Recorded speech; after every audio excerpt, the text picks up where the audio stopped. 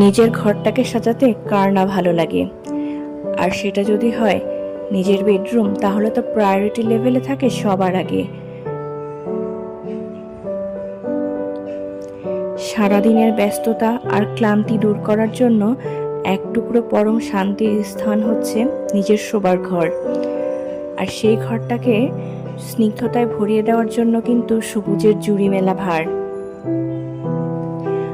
আর সে কারণেই আমি আমার বেডরুমটাকে স্নিগ্ধতা আর প্রশান্তির ছোঁয়া দিতে যোগ করেছি খানিকটা সবুজ।